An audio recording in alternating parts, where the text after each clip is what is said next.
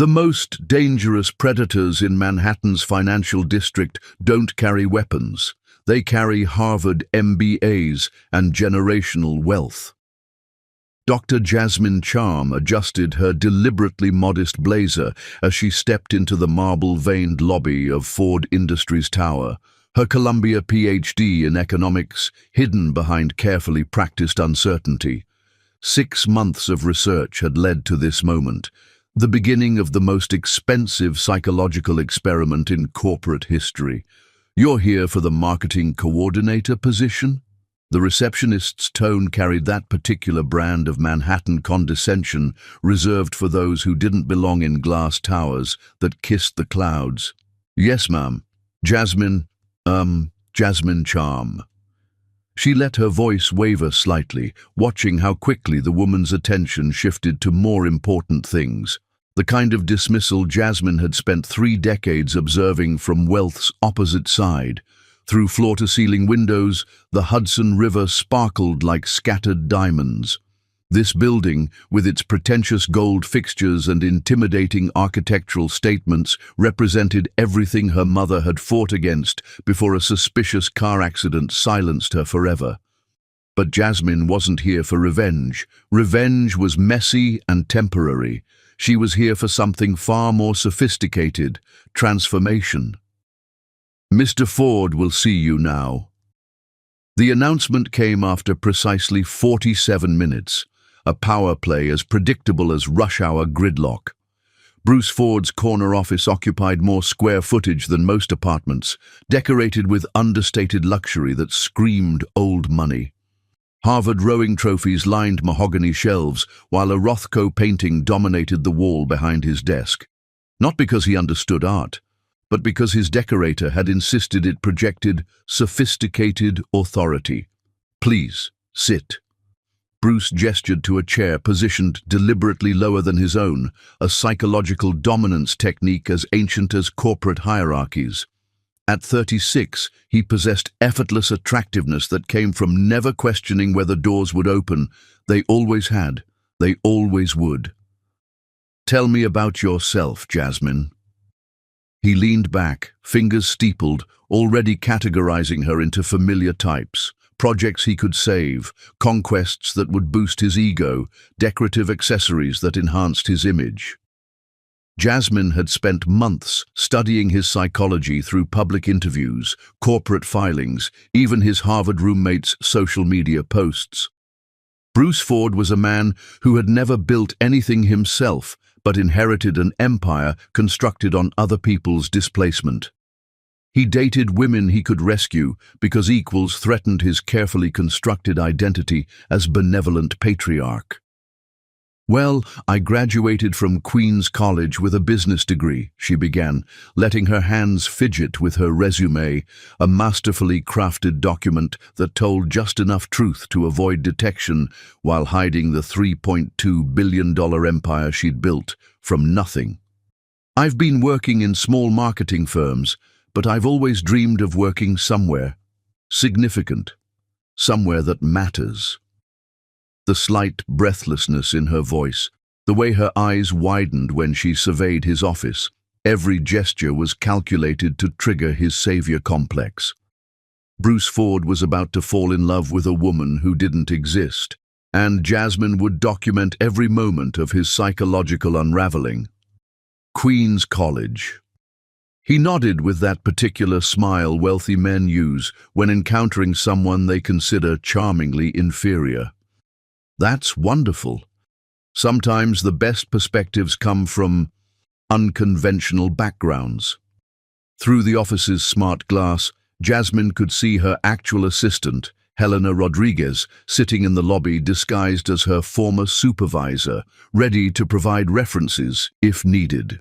Helena held an MBA from Wharton and managed a portfolio worth more than Bruce's annual salary, but today she played a struggling small business owner, grateful for any opportunity to help a former employee. "I have to ask," Bruce continued, "what draws you specifically to Ford Industries? We're quite different from the smaller firms you've worked with." This was the moment Jasmine had prepared for. The question that would set the entire psychological experiment in motion. Honestly, I researched your company's history, and I was amazed by how you've built something that helps people. All those residential developments, the jobs you've created. I just want to be part of something bigger than myself. The irony was exquisite. Ford Industries' residential developments had displaced hundreds of families through predatory practices and deliberate gentrification. The jobs he'd created often paid wages that trapped workers in poverty cycles, but Bruce's face lit up like she'd just confirmed his most cherished beliefs about his own benevolence. That's exactly the thinking we need here. He leaned forward, already casting himself as Henry Higgins to her Eliza Doolittle. I believe in giving opportunities to people who might not otherwise have them. Sometimes raw talent and hunger matter more than pedigree. Jasmine nodded enthusiastically, while mentally calculating how much his company's stock would drop when she revealed their discriminatory lending practices to the Securities and Exchange Commission. But that revelation would come later, after she'd answered the question that had haunted her since her mother's death. Could a man raised in privilege ever truly love a woman as an equal, or would he always need the psychological comfort of feeling superior? I should mention, Bruce said, retrieving his phone, I'd like to introduce you to my mother and sister this weekend. They're particular about the people I work closely with. Would you be available for dinner? Somewhere nice, of course. My treat. The casual assumption that she couldn't afford somewhere nice was exactly the psychological tell Jasmine had expected. In reality, she probably owned whichever restaurant he chose. Her hospitality empire controlled 43 upscale dining establishments across Manhattan alone. That would be wonderful, she replied, letting just enough gratitude seep into her voice to stroke his ego. I'll try not to embarrass you. Impossible, Bruce said with confidence that comes from never being truly challenged. I have an eye for potential. As Jasmine left his office, her phone buzzed with a text from her head of security. The Washington Post reporter is ready for the Ford Industries story. Should we proceed? Not yet, she typed back. The experiment was just beginning.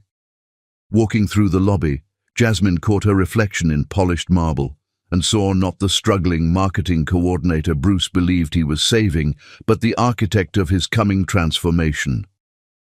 She had built an empire by understanding people's deepest motivations. Bruce Ford was about to become her most important case study. The elevator doors closed on Manhattan's glittering financial district, and Jasmine allowed herself one small smile. Phase 1 was complete. Bruce Ford thought he was interviewing a potential employee. He had no idea he was falling in love with his own Judgment Day. Chapter 2. The Social Architecture. In Manhattan's elite circles, the most expensive real estate isn't measured in square footage, it's measured in the power to exclude. The Knickerbocker Club's dining room hadn't changed its decor since 1871, and its membership policies had evolved only marginally more. As Bruce guided Jasmine through mahogany-paneled corridors lined with portraits of deceased white patriarchs, she mentally calculated that she'd purchased this building's mortgage through a shell company 6 months earlier, making her technically Bruce's landlord for this performance. Founded in 1871, Bruce explained, his hand resting possessively on her lower back as they walked. Some of New York's most influential families have been members for generations. There's usually a 20-year waiting list. What he omitted was that the influential families had systematically excluded anyone whose skin color, religion, or bank account balance failed to meet their standards until lawsuits forced superficial changes in the 1990s. Jasmine had read the club's actual membership files, purchased discreetly through her private investigation firm, and knew exactly which members still harbored old prejudices behind polished smiles and carefully modulated voices. "It's magnificent," she said, letting appropriate awe color her voice while noting which staff members subtly straightened their postures when she passed. Her hospitality empire employed over 3,000 people across the city, and she'd built her reputation by treating workers with dignity these establishment families had never learned to extend.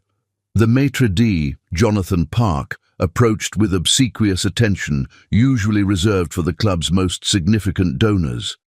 "Mr. Ford, what a pleasure, your usual table." "Perfect, Jonathan. And please take excellent care of my guest. She's new to the club." Jonathan's eyes flicked to Jasmine with professional assessment, and she caught the moment of recognition he quickly suppressed.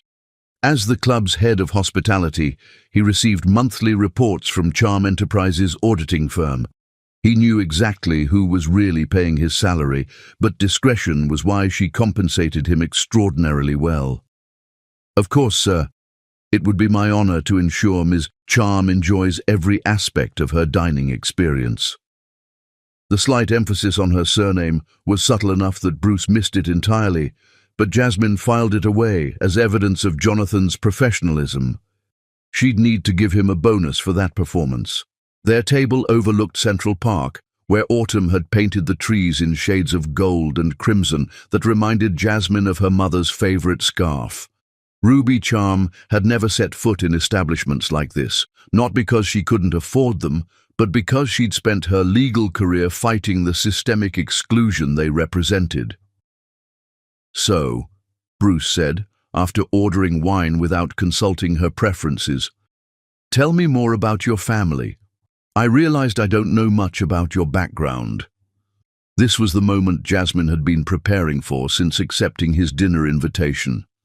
The psychological experiment required careful calibration, reveal enough truth to maintain authenticity while concealing information that would shatter his comfortable assumptions about their relationship dynamic. "My mother was a lawyer," she said, allowing genuine emotion to enter her voice. "She died when I was 17, a car accident. The accident that wasn't an accident, according to the private investigator she'd hired to examine police files. The accident that happened the night before Ruby was scheduled to present evidence of Ford Industries' discriminatory practices to a federal grand jury, but Bruce didn't need those details yet. "I'm sorry for your loss." His sympathy seemed genuine, filtered through the lens of someone who'd never lost anything irreplaceable. "That must have been incredibly difficult. Was she in private practice?" "Civil rights law. She mostly represented families who were being displaced from their homes." Jasmine watched Bruce's face carefully, noting how his expression remained politely interested without any flicker of recognition. He had no idea his family's empire had been built on the very displacement his mother had fought against. "That's admirable work," he said, sipping wine that cost more per bottle than many people earned weekly. "Though I imagine it wasn't very lucrative?" The casual assumption that civil rights lawyers were motivated by poverty rather than principle revealed everything Jasmine needed to know about Bruce's worldview. In reality, Ruby Charm had been financially comfortable. Her legal victories against discriminatory landlords and predatory developers had earned substantial settlements. But she'd donated most earnings to legal aid organizations, believing justice shouldn't be a luxury available only to the wealthy. "She always said the work itself was the reward," Jasmine replied, letting a trace of defensiveness creep into her voice, the kind of response Bruce would expect from someone sensitive about their family's financial struggles. "Of course," Bruce agreed quickly, recognizing he'd touched a nerve. "I didn't mean to imply. Look, I think it's wonderful that she dedicated herself to helping people. That kind of commitment takes real character." The condescension in his tone was so perfectly calibrated that Jasmine almost admired it. Bruce had mastered the art of appearing supportive while simultaneously reinforcing social hierarchies. He could praise her mother's character while implying that such character was the consolation prize for those who couldn't achieve actual success. "Thank you," she said, allowing gratitude to warm her voice. "It means a lot to hear you say that. Sometimes I worry that people in your world might think that kind of work is naive. My world? Bruce laughed, the sound carrying genuine amusement. Jasmine, you're part of my world now. That's the beautiful thing about America. Anyone can rise above their circumstances with hard work and the right opportunities. The irony was so thick Jasmine could practically taste it. Bruce Ford, heir to a fortune built on other people's displacement, lecturing her about rising above circumstances while she sat across from him worth more than his entire family's net worth. But this was exactly the psychological data she needed, confirmation that his attraction to her was rooted in his perception of himself as her savior. "I hope so," she said, letting vulnerability make her voice smaller. "Sometimes I feel like I'm pretending to belong in places like this." "You belong anywhere I say you belong," Bruce replied with casual authority that revealed how thoroughly he misunderstood the nature of their relationship. "Don't let anyone make you feel otherwise." Across the dining room, Jasmine noticed Amanda Sterling, Bruce's ex-girlfriend and pharmaceutical fortune heiress, watching their table with barely concealed hostility. Amanda had been Bruce's most recent attempt at a relationship between equals, and their breakup had reportedly been mutual recognition that they were too similar to sustain romantic interest. Amanda understood Bruce's psychology because she shared it. The casual assumption of superiority that came from never having their worldview challenged. "Is that woman staring at us?" Jasmine asked, injecting just enough insecurity into her voice to trigger Bruce's protective instincts. Bruce followed her gaze, and his jaw tightened almost imperceptibly. "That's Amanda Sterling. We used to date. She's probably just curious about you." "She's beautiful," Jasmine said, noting how Amanda's tailored Chanel suit and platinum jewelry projected exactly the kind of effortless wealth Bruce had been raised to expect from romantic partners. "She looks like she belongs here." "Beauty isn't just about appearance," Bruce said, reaching across the table to squeeze her hand. "Amanda belongs here because she was born here. You belong here because you're exceptional enough to earn it." The distinction revealed everything. Amanda belonged by birthright. Jasmine belonged by his grace. It was exactly the psychological dynamic she'd hypothesized, confirming that Bruce was incapable of loving a woman he perceived as his equal. He needed the emotional satisfaction of believing he was elevating someone deserving but inferior. "Mr. Ford," Jonathan appeared beside their table with perfectly timed interruption. "I apologize for the intrusion, but there's a phone call for Ms. Charm at the front desk. Something about a family emergency." Jasmine's heart rate didn't change. This was Helena executing the next phase of their plan, but she allowed panic to flash across her features. "A family emergency? I don't understand." "Go ahead," Bruce said immediately, his protective instincts fully activated. "Take all the time you need. I'll wait here." As Jasmine followed Jonathan through the dining room, she felt Amanda Sterling's gaze tracking her movement. Amanda's psychological profile suggested she was intelligent enough to sense that something about this situation didn't align with surface appearances. That suspicion could be useful later. Amanda might inadvertently expose truths Bruce was too blinded by his savior complex to see. At the front desk, Jonathan handed her a phone with practiced discretion. "Helena," she said, modulating her voice to carry just enough worry for anyone nearby to overhear. "Phase 2 complete," Helena's voice confirmed through the earpiece. "His mother, Catherine, has already started preliminary background research. Should I feed her the false information about your mother's case files?" "Not yet. Let her think she's discovering organically. The psychological impact will be stronger if she believes she's uncovered secrets rather than being handed them." "Understood. Also, Amanda Sterling just texted someone. Want me to intercept?" Jasmine glanced back toward their table, where Bruce was checking his phone with the distracted air of someone accustomed to being the center of attention. Number let her suspicions develop naturally. The experiment requires authentic reactions. When she returned to Bruce, her eyes were appropriately red-rimmed from the glycerin drops Helena had provided. "I'm so sorry," she said, letting her voice waver. "My aunt had a fall. She's in the hospital, and I'm the only family she has left." "Don't apologize," Bruce said immediately, standing to help her with her chair. "Do you need to go to her? I can drive you or arrange a car service or—" "You've done so much already," Jasmine interrupted, allowing gratitude to overwhelm her composure. "I can take the subway to Queens. It's faster during rush hour anyway."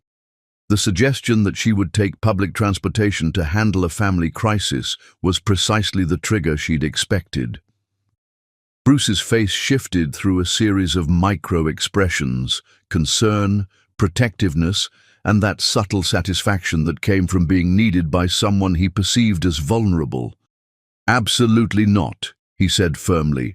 "I'm driving you myself. Family comes first, Jasmine. Everything else can wait." As they left the Knickerbocker Club, Jasmine noted how the staff's attention shifted when Bruce wrapped his arm around her shoulders, not because they found the interracial relationship noteworthy, but because they recognized the dynamic of powerful man protecting grateful woman. It was a performance they'd witnessed countless times, and their practiced indifference confirmed that Bruce's romantic patterns were boringly predictable. In his Tesla, driving through Manhattan traffic toward a Queens hospital where Helena had arranged for Aunt Margaret to be treated for a minor fall, Jasmine allowed herself to study Bruce's profile. He was genuinely handsome, genuinely concerned about her fabricated crisis, and genuinely convinced that his willingness to drive to Queens demonstrated the depth of his character. He had no idea that the woman sitting beside him owned more New York real estate than his family, employed more people than his company, and was documenting his every psychological response for a study that would fundamentally challenge everything he believed about himself. "Thank you," she said quietly, letting sincerity color her gratitude, because despite the deception, despite the experiment, despite everything she was concealing, Bruce's kindness in this moment was real.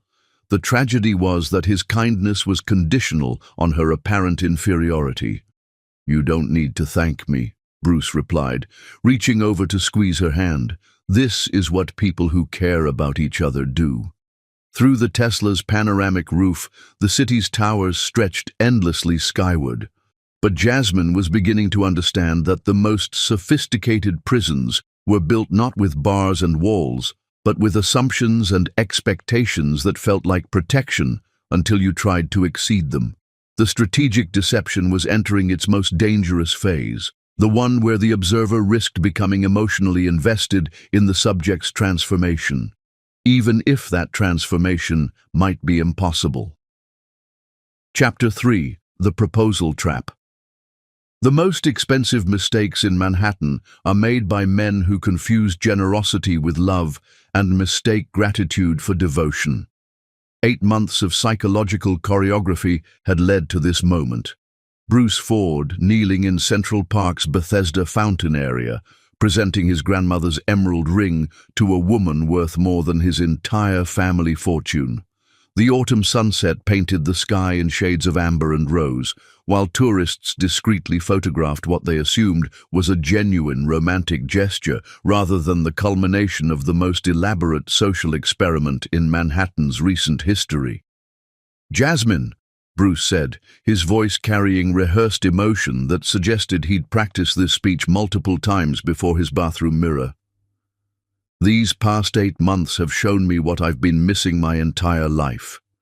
You've taught me that love isn't about finding someone who fits into your world. It's about creating a new world together." The irony was exquisite. Bruce believed he was creating something new while following a psychological script older than the trust funds that had shaped his worldview. Jasmine had documented every phase of his courtship strategy: the expensive restaurants where he'd introduced her to fine dining, The cultural events where he'd educated her about art and classical music, the exclusive boutiques where he'd helped her develop more sophisticated fashion sense. Each gesture had reinforced his fundamental assumption that their relationship was an act of benevolent transformation, him elevating her from Queen's College graduate to suitable companion for Manhattan's elite circles. He'd never questioned why she adapted so quickly to environments he expected would intimidate her, never wondered how she seemed to intuitively understand social nuances that should have taken years to master. "You don't have to answer now," Bruce continued, still holding the ring his grandmother had worn through 60 years of marriage to railroad wealth. "I know this is overwhelming, and I know my family can be challenging. But I want you to know that you'll never have to worry about financial security again. I want to take care of you the way you deserve." There it was, the psychological core of his proposal. Not a partnership between equals, but a protective arrangement where her gratitude would balance his generosity. Bruce was offering to rescue her from circumstances he'd imagined, solving problems she'd never had, providing security she'd never lacked. "Yes," Jasmine said, allowing tears to gather in her eyes while mentally calculating how much his family's stock portfolio would lose when she revealed their discriminatory lending practices to federal investigators. "Yes, of course, yes." The ring slid onto her finger with perfect fit because she'd had Helena research the exact specifications months earlier when she'd first begun studying Bruce's psychological patterns. Every detail of their relationship had been orchestrated, from their accidental meeting at his company to this carefully staged moment of romantic commitment. As Bruce lifted her in celebration, spinning her around while onlookers applauded their presumed fairy tale, Jasmine caught sight of her reflection in the fountain's surface. For just a moment, she saw not the calculating strategist who'd engineered this elaborate deception, but the 17-year-old girl whose mother had died the night before, exposing Ford Industries' systematic destruction of families who looked like theirs. "I love you," Bruce whispered against her ear, and the tragedy was that he meant it. He loved the woman he believed her to be, grateful, dependent, thankful for his protection and elevation. He was psychologically incapable of loving the woman she actually was, his intellectual equal, his financial superior, his moral judge. "I love you too," she replied, because within the parameters of their relationship, it was true. She loved his capacity for kindness, even if that kindness was conditional on her apparent inferiority. She loved his genuine desire to protect her, even if his protection was based on fundamental misunderstanding of who needed protecting whom. That evening, at Bruce's Tribeca penthouse, they celebrated with champagne that cost more per bottle than most people's monthly rent. The apartment's floor-to-ceiling windows offered panoramic views of the Hudson River, while its modern furniture and carefully curated art collection projected exactly the kind of sophisticated wealth that Bruce assumed she'd never experienced before. "My parents want to meet you properly," Bruce said, refilling their glasses with Dom Perignon 2008. "I thought we could have dinner this weekend, somewhere special, maybe Daniel or Le Bernardin." Jasmine owned controlling interests in both restaurants through her hospitality empire, but Bruce's suggestion revealed his continued assumption that exposure to fine dining was a gift he was bestowing rather than an environment where she wielded more actual power than his family name carried. "That sounds wonderful," she said, settling into his arms on the Italian leather sofa that probably cost more than her fabricated annual salary. "Are you sure they'll approve of me? I know I'm not what they expected for you." "They'll love you," Bruce said with confidence of someone who'd never had his family's approval genuinely threatened. "My mother can be particular, but she'll see what I see. Someone with real substance, someone who's earned everything she has." The casual assumption that she'd earned her position in his life through suffering and struggle, rather than building an empire that dwarfed his family's achievements, perfectly encapsulated Bruce's worldview. He could only conceive of her worth in terms of overcoming disadvantages, not creating advantages.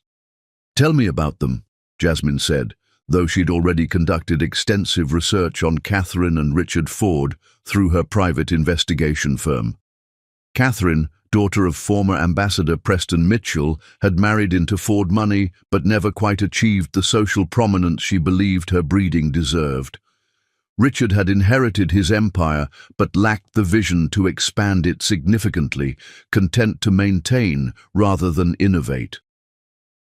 "My mother is formidable," Bruce said, choosing his words carefully. "She's very protective of family reputation, very concerned with how things appear publicly. She'll want to make sure you understand what being a Ford means." What being a Ford meant, according to Jasmine's research, was inheriting wealth built on systematic discrimination while maintaining plausible deniability about its sources. 3 generations of Fords had profited from housing practices that displaced minority families, commercial developments that destroyed established communities, and lending policies that trapped borrowers in cycles of dependency. "I'll try not to embarrass you," Jasmine said, letting insecurity color her voice while mentally reviewing the federal case files that documented every illegal practice Ford Industries had employed over the past 30 years. "Impossible," Bruce replied, kissing her forehead with patronizing affection of someone convinced he was providing emotional security to someone who desperately needed it. "You could never embarrass me. You're going to be magnificent." Later that night, as Bruce slept beside her in Egyptian cotton sheets that cost more than most people's monthly car payments, Jasmine stared at the engagement ring catching moonlight from the skyline beyond their windows. The emerald was flawless, the setting exquisite, the craftsmanship exceptional. It was also a symbol of everything wrong with their relationship, beautiful, valuable, and completely misrepresentative of the actual power dynamics between them. Her phone buzzed with an encrypted message from Helena. "Catherine Ford hired Blackwater Investigations to research your background. Should we feed them false information about your mother's case files?" "Not yet," Jasmine typed back. "Let her discover what she thinks she wants to know. The psychological impact will be stronger if she believes she's uncovered secrets rather than being handed them." Through the penthouse windows, Manhattan stretched endlessly in all directions, a city built on ambition, possibility, and the systematic exclusion of those deemed unsuitable for success. Jasmine had conquered this city not by following its rules, but by understanding them so thoroughly she could manipulate them to her advantage. But lying in Bruce's arms, wearing his grandmother's ring, she faced the experiment's most dangerous complication, the growing possibility that she was falling in love with the man she was systematically testing, not the condescending savior who believed he was rescuing her, but the decent human being trapped inside assumptions he'd never been forced to examine. The wedding was 3 months away. 3 months to complete the psychological experiment that would either transform Bruce Ford into someone capable of loving an equal or confirm that men raised in privilege could never escape the prison of their own superiority complex. 3 months to determine whether love could survive the complete destruction of its foundational illusions. Outside their window, Manhattan pulsed with energy and ambition, while somewhere in Queens, a memorial plaque marked the intersection where Dr. Ruby Charm had died the night before she could expose the Ford family's systematic destruction of families like hers. The most expensive test was about to be administered. Chapter 4. The Pre-Wedding Intelligence. In Manhattan's elite circles, information is the only currency more valuable than money, and the most dangerous secrets are often hiding in plain sight. Catherine Ford's Waterford crystal coffee cup trembled almost imperceptibly as she reviewed the preliminary investigation report on her son's fiancé. The document, delivered by Blackwater Investigations' most discreet operative, contained exactly the kind of information she'd expected to find about a Queen's College graduate who'd somehow captured the attention of Manhattan's most eligible bachelor. What she hadn't expected was how unsatisfying the answers felt. "The surface information checks out," Detective Marcus Webb explained, settling into the antique chair across from Catherine's mahogany desk in her Upper East Side study. Jasmine Charm, born in Queens, mother Ruby Charm, died in 2008. Father unknown. Attended Queen's College on partial scholarship, worked for several small marketing firms before joining your son's company. "But," Catherine prompted, because 30 years of navigating Manhattan society had taught her to recognize when investigators were withholding uncomfortable truths. "But the deeper we dig, the more questions arise. Her college transcripts show exceptional academic performance.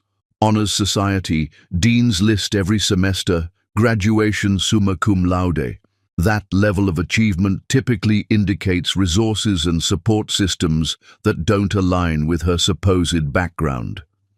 Catherine made notes in the leather-bound journal where she tracked all family-related intelligence.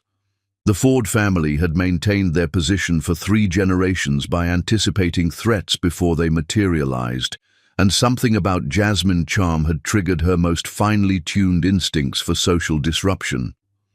"What about her mother's death?" she asked, because the preliminary report had mentioned a car accident without providing details that satisfied her need for complete information. "This is where things become interesting," Webb continued, consulting his tablet with careful precision that suggested he was approaching sensitive territory. "Ruby Charm was killed in a single car accident on the FDR Drive in November 2008. Police report indicates she lost control during a rainstorm and struck a barrier." That seems straightforward enough. On the surface, yes, but Ruby Charm was a civil rights attorney who specialized in housing discrimination cases. The accident occurred the night before she was scheduled to present evidence to a federal grand jury about predatory lending practices in minority communities. Catherine's pen stopped moving.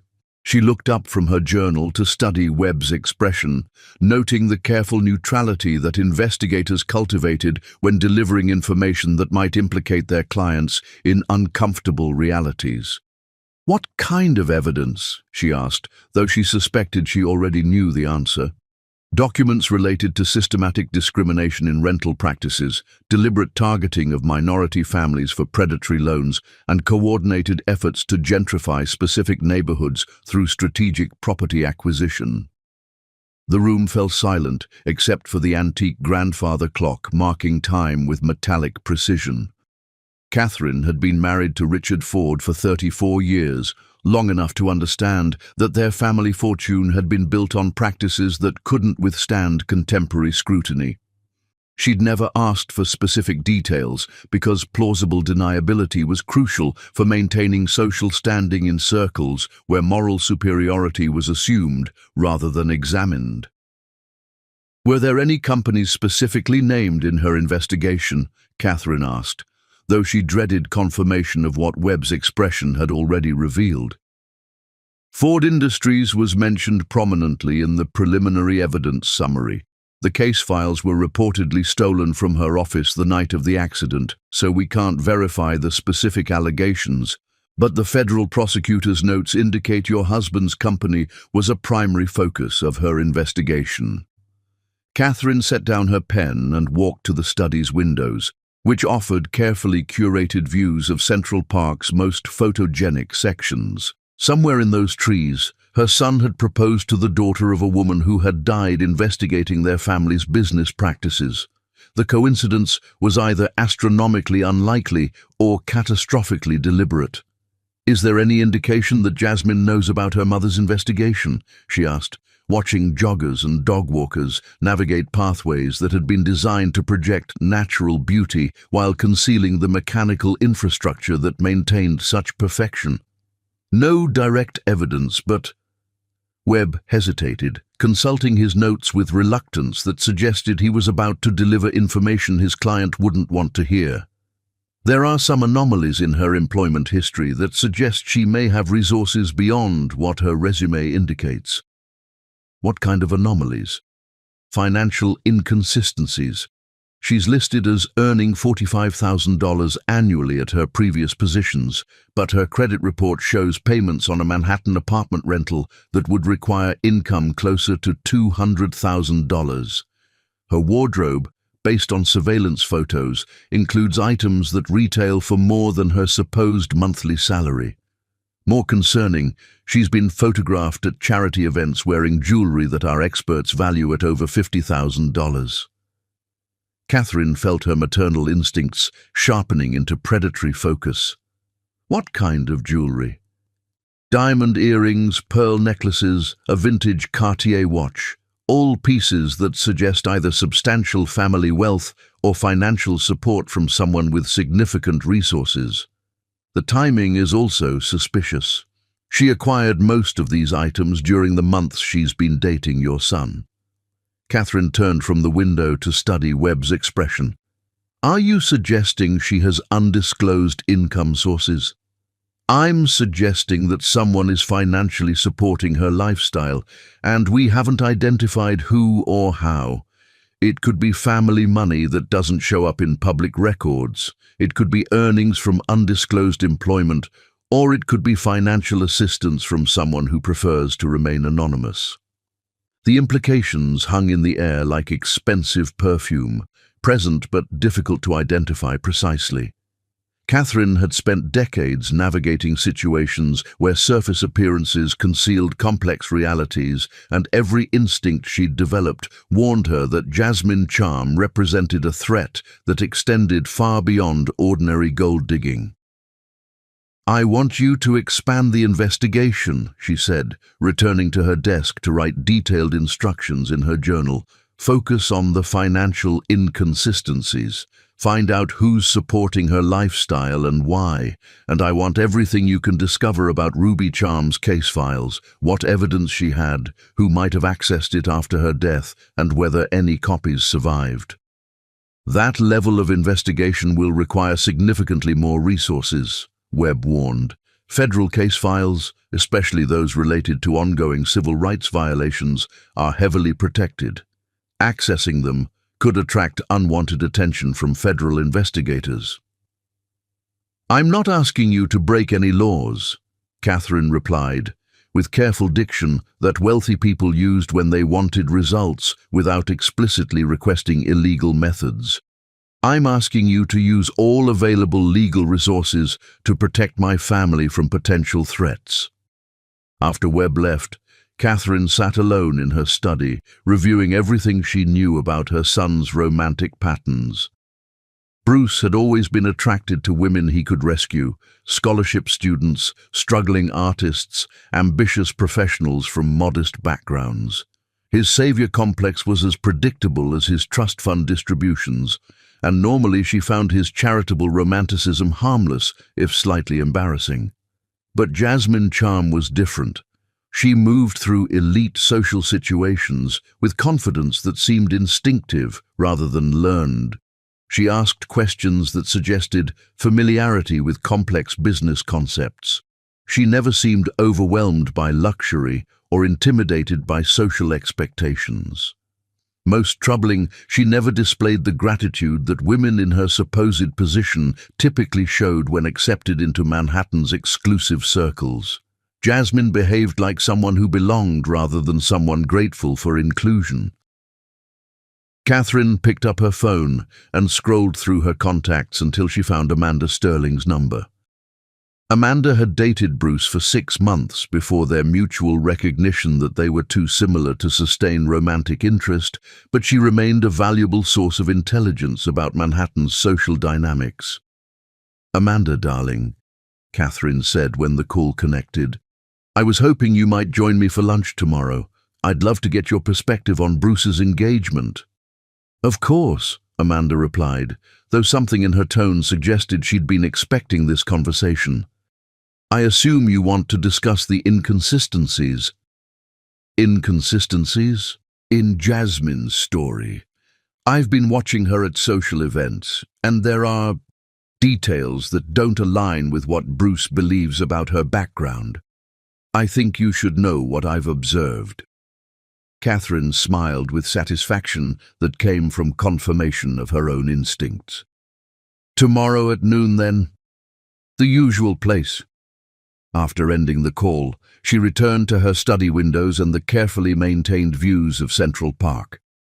Somewhere in the city beyond those trees, Jasmine Charm was either an exceptionally skilled opportunist or something far more dangerous.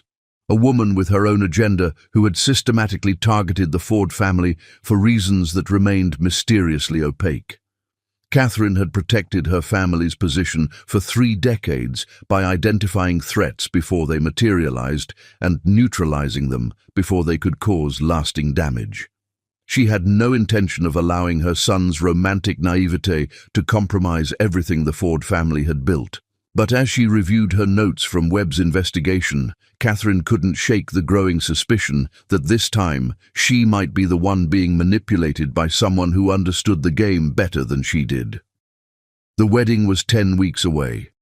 10 weeks to uncover the truth about Jasmine Charm before her son made what could be the most expensive mistake in the Ford family's history. Outside her window, Manhattan pulsed with evening energy, while somewhere in the shadows of steel and glass, the most sophisticated game of psychological warfare in the city's recent memory was entering its final phase. The rehearsal dinner would reveal everything. Chapter 5. The Rehearsal Dinner, Psychological Warfare. The Park Hyatt New York's ballroom had witnessed countless celebrations of Manhattan's elite, but never an execution disguised as a wedding rehearsal. 24 hours before her wedding, Jasmine Charm stood in the bridal suite adjusting pearl earrings that had belonged to her mother, the only authentic detail in an evening choreographed for maximum psychological destruction. Through the suite's floor-to-ceiling windows, Manhattan's skyline sparkled with deceptive beauty, while 3 floors below, Catherine Ford prepared to humiliate the daughter of the woman whose investigation had once threatened to destroy the Ford family empire. The Park Hyatt's ballroom could accommodate 300 guests in configurations designed to project either intimate elegance or imposing grandeur. Tonight, Catherine had chosen imposing grandeur. Crystal chandeliers that dominated sightlines, a head table positioned for maximum visibility, and acoustic design that ensured every word spoken would carry to the furthest corners of the room. "You look beautiful," Helena Rodriguez said, making final adjustments to Jasmine's midnight blue evening gown. As her chief of staff, Helena had orchestrated every detail of the evening's counter-surveillance operation, from discreet recording devices woven into the floral arrangements to security personnel positioned throughout the venue. "Any last-minute intelligence?" Jasmine asked, applying lipstick with hands that remained perfectly steady despite the magnitude of what she was about to endure.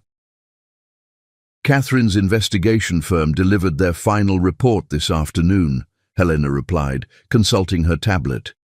"Based on intercepted communications, she believes she's discovered devastating information about your mother's death and your financial background. She's planning to reveal everything during her toast." "And Bruce?" "He's rehearsed his own speech. Based on our surveillance, he's planning to join his mother's attack. He believes everything she's told him about your supposed deception." Helena's tone carried regret they both recognized. Bruce's transformation was about to fail spectacularly, confirming every cynical hypothesis about privileged men choosing comfort over love when tested. The ballroom's social geography had been carefully orchestrated to reinforce existing power structures. Manhattan's financial elite occupied tables near the head table, while less prominent guests were positioned progressively farther from the centers of influence. Every placement sent subtle messages about status, access, and belonging that guests would unconsciously absorb and remember. At the head table, Catherine Ford wore her authority like the Van Cleef sapphire necklace that had belonged to her own mother, inherited power that she'd learned to wield with devastating precision.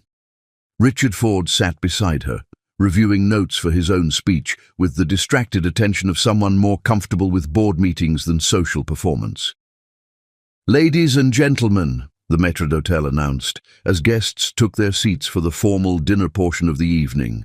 "The Ford family welcomes you to celebrate the upcoming union of Bruce and Jasmine." Jasmine took her seat beside Bruce, who squeezed her hand with what felt like protective affection, but carried an undercurrent of tension that suggested he knew something she didn't.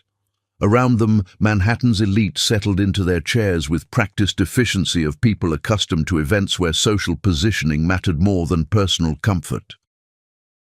"You seem different tonight," Jasmine observed, noting how Bruce's attention kept drifting to his mother rather than focusing on their conversation. "Just wedding nerves," he replied, though something in his voice suggested he was rehearsing responses rather than expressing genuine emotion. "Tomorrow's a big day. Life-changing, really." The first courses proceeded with choreographed precision that characterized events at Manhattan's premier venues. Conversations flowed around topics that demonstrated cultural literacy, financial sophistication, and social awareness, the kind of intellectual currency that reinforced membership in exclusive circles while excluding those who couldn't participate fluently. "I have to say," Richard Ford commented during the wine service, "it's refreshing to meet someone who's so forthcoming about their background. Honesty is such a rare quality these days." The emphasis on honesty felt deliberately pointed, as if Richard was delivering a line he'd rehearsed. Jasmine smiled appropriately while mentally reviewing her preparation for the evening's confrontation. Everything was proceeding exactly as she'd anticipated. As dinner concluded and the evening transitioned to speeches, Catherine Ford rose from her seat with confident authority that commanded immediate attention. The ballroom fell silent, except for the gentle clink of crystal and silver, as guests prepared to witness what they assumed would be traditional maternal blessing of their son's romantic choice. "Friends, family, and honored guests," Catherine began, her voice carrying perfectly throughout the acoustically designed space. "Bruce's engagement to Jasmine has been enlightening for our entire family. It's forced us to examine our assumptions about background, breeding, and what we should expect from the people we welcome into our lives." Jasmine felt Bruce shift beside her, his body language changing from protective to predatory as he prepared to participate in what was clearly a coordinated attack. Around the ballroom, conversations ceased as guests recognized they were witnessing something more complex than celebratory platitudes. "I've spent considerable time learning about Jasmine's family history," Catherine continued, consulting notes with theatrical precision, particularly her mother, Ruby Charm, whose career as a so-called civil rights lawyer ended in a tragic car accident in 2008. The temperature in the ballroom seemed to drop several degrees as Catherine's true intentions became clear. This wasn't a wedding toast. It was a public execution designed to destroy Jasmine's credibility while demonstrating the Ford family's power to protect themselves from unsuitable influences. Ruby Charm spent her final years filing frivolous lawsuits against established New York families and businesses, Catherine continued, her voice carrying authoritative disdain that Manhattan society used to dismiss threats to their comfortable assumptions. She specialized in manufactured discrimination claims, targeting successful companies with nuisance litigation designed to extract settlement payments from organizations that preferred to avoid negative publicity. Around the ballroom, guests shifted uncomfortably as they recognized they were witnessing character assassination disguised as maternal concern. Some seemed horrified by Catherine's cruelty, while others leaned forward with fascinated attention that public humiliation typically attracted from people grateful not to be its target. "The night Ruby Charm died," Catherine said, her voice rising to ensure every guest heard her devastating conclusion, She was reportedly driving under the influence, having spent the evening at a bar in Queens celebrating another manufactured lawsuit against a family whose only crime was building something meaningful in this city. The lies were expertly crafted, designed to transform Ruby Charm from civil rights pioneer into opportunistic alcoholic whose death was the inevitable consequence of her own moral failures. Every word was calculated to humiliate Jasmine while providing Catherine with plausible deniability. She was simply sharing information she'd discovered through legitimate investigation. But Catherine wasn't finished. "And now," she said, looking directly at Jasmine with eyes that held no trace of mercy, "we discover that her daughter has inherited more than just her mother's questionable ethics." Bruce stood slowly, and Jasmine realized with crystalline clarity that he was about to join his mother's attack. The psychological experiment was reaching its climactic moment, the test of whether Bruce Ford would choose love over family loyalty when forced to make an irreversible choice. "Ladies and gentlemen," Bruce said, his voice carrying the same authoritative tone his mother had used, "I think it's important that everyone here understands exactly what kind of deception we've been dealing with." The betrayal was so complete, so perfectly coordinated, that Jasmine actually felt impressed by its execution.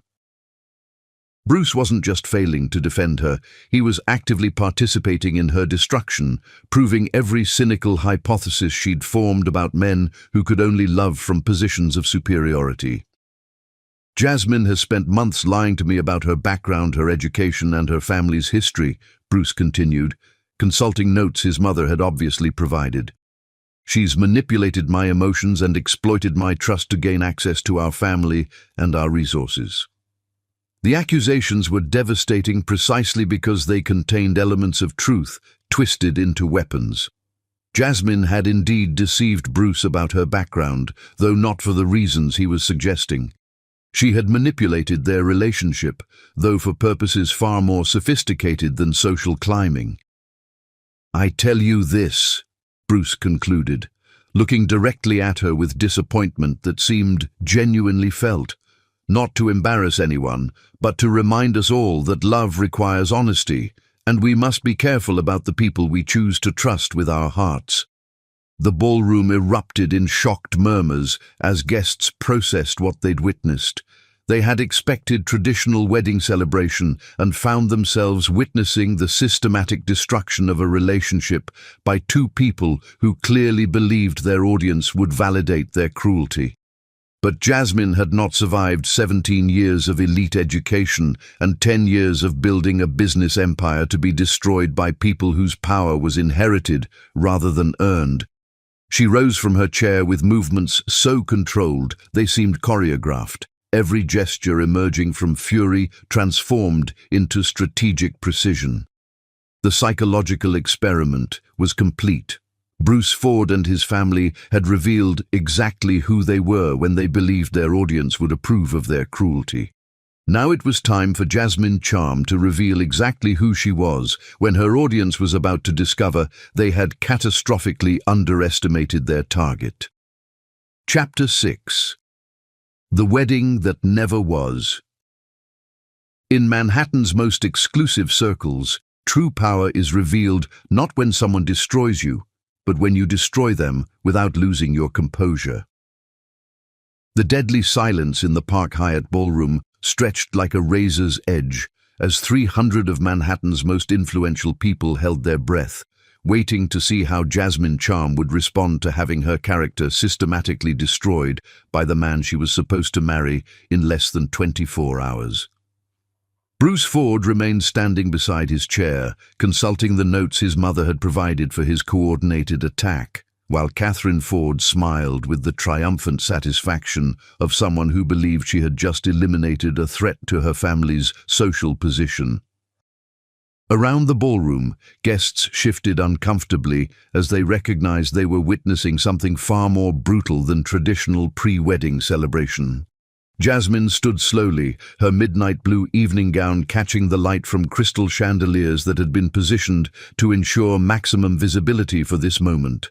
Every eye in the ballroom focused on her with the fascinated attention usually reserved for public executions, waiting to see if she would crumble under the weight of such coordinated humiliation. Instead, she smiled. "Ladies and gentlemen," she said, her voice carrying clearly throughout the acoustically designed space without any trace of the vulnerability Bruce and Catherine had expected to hear. "I want to thank the Ford family for this educational evening." The word educational hung in the air like expensive perfume, present, unmistakable, and somehow more threatening than any accusation could have been. Jasmine wasn't responding like someone who had been exposed and humiliated. She was responding like someone who had gathered exactly the information she needed. "You've shown me exactly who you are when you think your audience will validate your assumptions," she continued, her gaze sweeping across the assembled guests with clinical precision. "And more importantly, you've shown me exactly what you believe about families like mine when you think we can't fight back."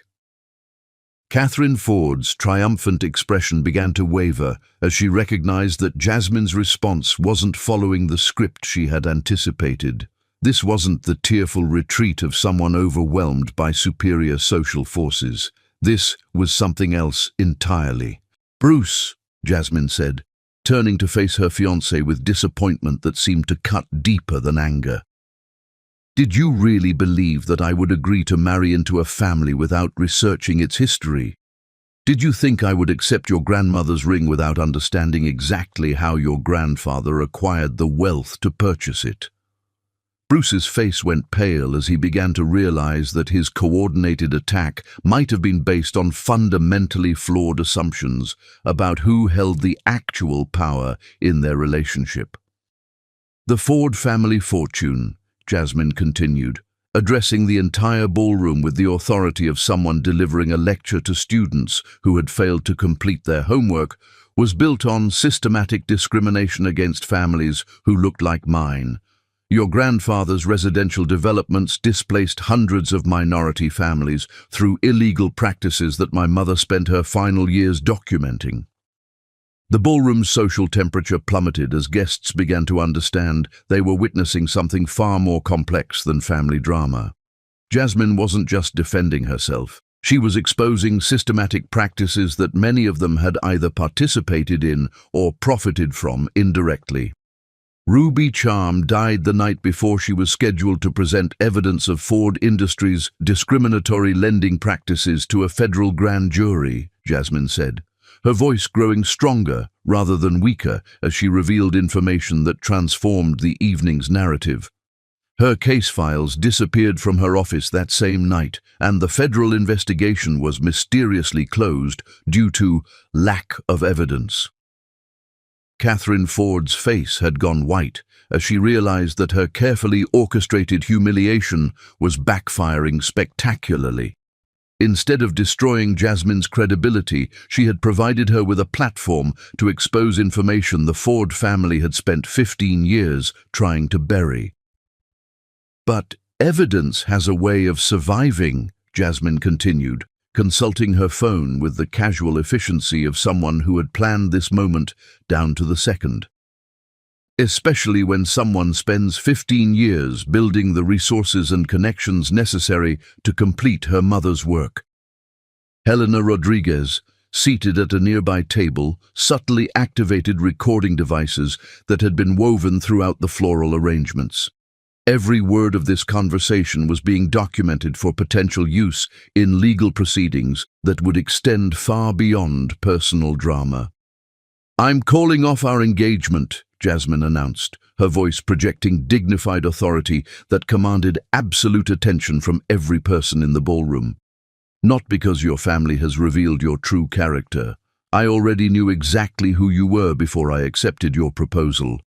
But because you've now provided me with everything I need to complete my mother's investigation." She removed Bruce's grandmother's emerald ring with movements so controlled they seemed choreographed, placing it gently on the table beside her untouched champagne glass. The gesture was final. irreversible, and witnessed by 300 people who would never forget the evening. They watched a woman choose justice over wealth. "You see," Jasmine said, stepping away from the table to address the entire ballroom, "I didn't come here tonight hoping to join your family. I came here hoping you would reveal exactly who you are when you believe your audience will approve of your cruelty, and you've exceeded even my most cynical expectations." Bruce finally found his voice, but the words came out weak and desperate. "Jasmine, what are you talking about? What investigation?" "The investigation your family thought they had buried with my mother," she replied, consulting her phone again. "The investigation that documented every discriminatory practice Ford Industries employed over 30 years. The investigation that will resume tomorrow morning with the full support of the Department of Justice Civil Rights Division." The implications of her announcement began rippling through the ballroom as guests realized they had just witnessed the systematic destruction of one of Manhattan's most prominent families by someone they had all underestimated. "Ladies and gentlemen," Jasmine said, her voice carrying to the furthest corners of the ballroom, "I hope you remember this evening exactly as it happened, because everything you've seen and heard tonight will be preserved as evidence in federal civil rights prosecutions that will reshape how business is conducted in this city." She began walking toward the ballroom's exit with unhurried grace, her movement creating a path through guests who parted like water, uncertain whether they were witnessing triumph or the beginning of a catastrophe that would engulf them all. At the ballroom's threshold, she paused to deliver her final words to the scene she was leaving. Catherine Ford's horrified realization, Richard Ford's growing panic, Bruce's devastated comprehension, and 300 members of Manhattan's elite who had just discovered they had been recorded participating in the systematic humiliation of a civil rights attorney's daughter. "Bruce," she said, her voice carrying across the silent ballroom, "you have no idea what you've lost tonight, but you will." The promise held no anger, no threatened revenge, just calm certainty that suggested knowledge Bruce couldn't access or understand. For the first time that evening, genuine terror flickered across his features as he began to comprehend the magnitude of his family's miscalculation. "Helena," Jasmine said quietly as her chief of staff approached, "make the calls." "All of them?" Helena asked, though she already knew the answer. "Every single one." As Jasmine disappeared into the hotel's marble-appointed corridor, the ballroom remained frozen in stunned silence. The evening that was supposed to eliminate a threat to the Ford family's social position had instead provided their most dangerous enemy with everything she needed to destroy them completely. Bruce remained standing beside his chair, staring at the emerald ring on the table as the full scope of his failure began to crystallize. He had lost the most extraordinary woman he would ever meet, someone who had tested his character and found it so fundamentally lacking that she had used their relationship to gather evidence for his family's prosecution. The psychological experiment was complete. Bruce Ford and his family had failed the test so comprehensively that their failure would become a landmark case in federal civil rights enforcement. But the real education, the one that would teach them the true cost of systematic discrimination, was just beginning. Outside the Park Hyatt, Manhattan's towers pierced the night sky with deceptive beauty, but everything had changed. Jasmine Charm was no longer pretending to be someone she wasn't, and the Ford family was about to discover what happened when you declared war on someone whose power you had never bothered to understand. The wedding that never was had just become the trial of the century. Chapter 7. The Empire Strikes Back. Bruce's Awakening. Wall Street opens at 9:30 a.m., but Manhattan's real power brokers often destroy fortunes long before the markets acknowledge what has already been decided in boardrooms, private clubs, and encrypted phone calls. Bruce Ford's penthouse alarm sounded at 6:30 a.m. on what should have been his wedding day, but the sound that actually woke him was his phone buzzing with urgency that suggested catastrophe rather than celebration. 12 hours after watching the most extraordinary woman he'd ever known call off their engagement and promise his family's destruction, he was about to discover that some mistakes carry price tags that even trust fund beneficiaries can't afford to pay. "Bruce, we have a problem." His father's voice carried barely controlled panic that Richard Ford had never displayed during 30 years of navigating corporate challenges. Ford Industries stock is down 23% in pre-market trading.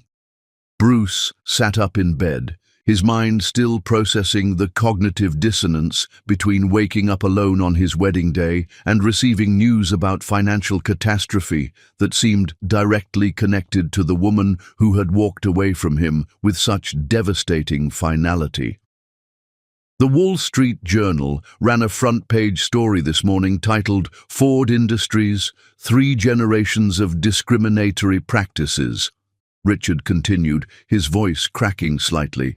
"They have documents, Bruce, internal memos, email communications, rental application policies, everything we thought was buried after Ruby Charm died."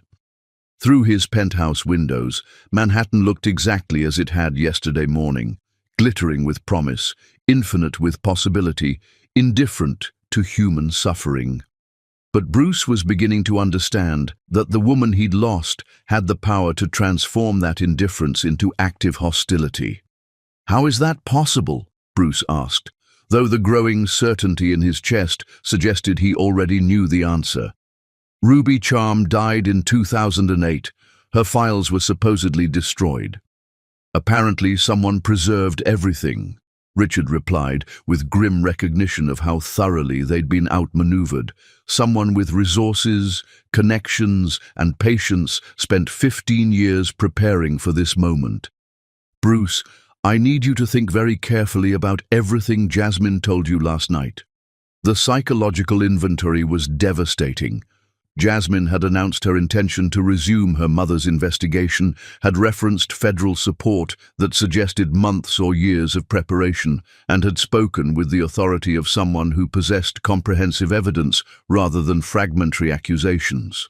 More troubling, she had specifically stated that Bruce's family had provided her with everything she needed to complete her mother's work.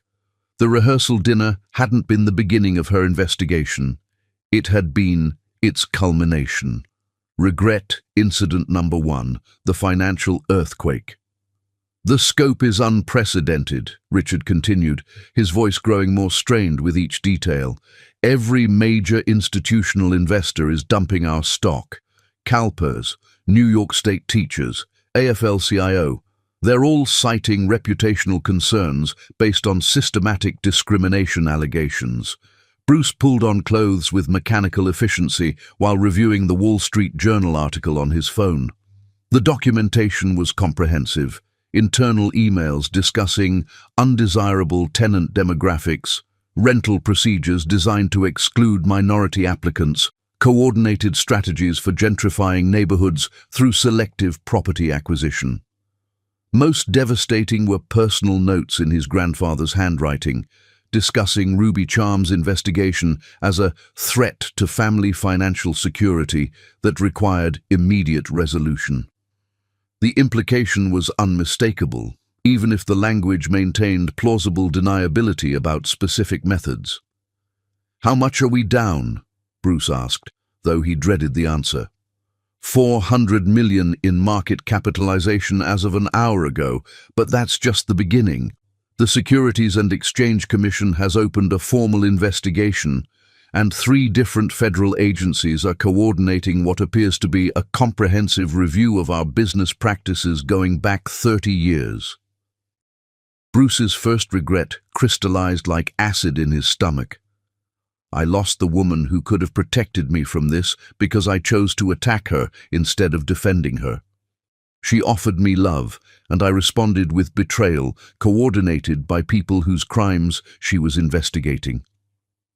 Regret incident number 2, the social exile. By noon, the financial devastation had expanded into systematic social exile that suggested coordination far beyond organic response to negative publicity. Bruce arrived at Ford Industries' Manhattan headquarters to find a building in crisis mode, with employees fielding media inquiries and investor concerns that had multiplied exponentially overnight.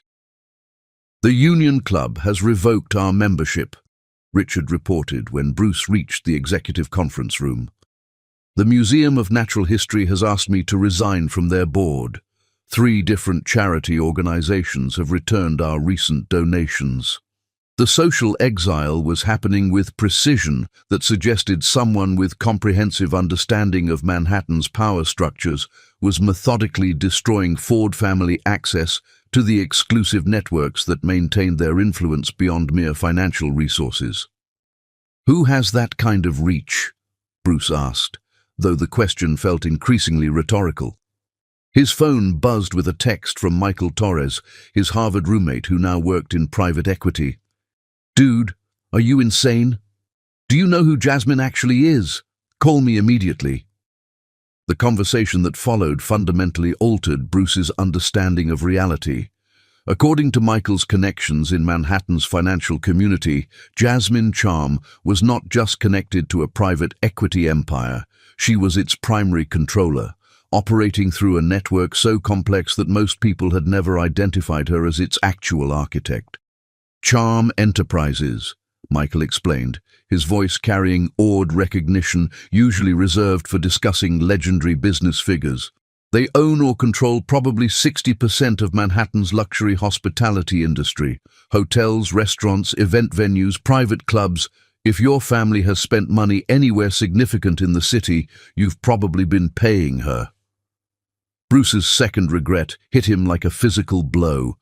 "I spent 8 months taking her to restaurants she owned, introducing her to clubs she controlled, patronizing establishments where she wielded more actual power than my family name had ever carried.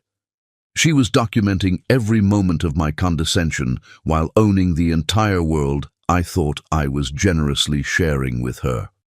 Regret incident number 3. The truth about Ruby. That afternoon, Detective Sarah Morgan from the Manhattan District Attorney's Office called to schedule an interview regarding Ford family business practices and their potential connection to Ruby Charm's death. The investigation was expanding beyond financial irregularities into potential criminal conspiracy. "New evidence suggests that Ms. Charm's accident may not have been accidental," Detective Morgan explained. "We have documents indicating that Ford Industries representatives met with unknown individuals the night before her death, and that her case files disappeared under circumstances that warrant federal investigation." The revelation struck Bruce like lightning. His family hadn't just profited from systematic discrimination, they had potentially murdered the woman who tried to expose it. And he had spent the previous evening participating in the public humiliation of her daughter's memory. "We also have recordings from last night's event," Detective Morgan continued. "Your statements about Ms. Charm's supposed deceptions, combined with your mother's character assassination of Ruby Charm, constitute potential evidence of conspiracy to obstruct justice and civil rights violations." Bruce's third regret exploded in his consciousness with devastating clarity.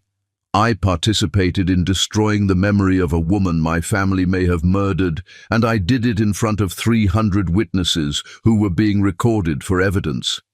Jasmine didn't just call off our wedding, she documented my family's confession to federal crimes." Regret incident number 4. The strategic revelation. Late that evening, as Bruce sat alone in his penthouse surrounded by family photographs that now felt like evidence of inherited guilt, he received an email containing a Forbes article titled "The Phantom Billionaire, America's Most Secretive Female CEO." The photograph was a silhouette, but Bruce recognized the elegant bearing and quiet authority that he had attributed to confidence developed through their relationship rather than power she had always possessed. The article documented an empire that dwarfed most Fortune 500 companies while remaining virtually invisible to public scrutiny. Most devastating was a sidebar titled "The Ruby Charm Legacy: How One Woman's Death Became Her Daughter's Mission." The article revealed that Jasmine had spent 15 years building resources and connections necessary to complete her mother's investigation, while simultaneously transforming herself into one of Manhattan's most powerful people. Dr. Charm's romantic relationship with Ford Industries heir Bruce Ford, the article concluded, appears to have been a strategic component of her investigation rather than coincidental personal involvement. Sources suggest that Ford family responses to Ms. Charm during their engagement provided crucial evidence for federal prosecutors. Bruce's fourth and final regret settled into his bones like radioactive poison.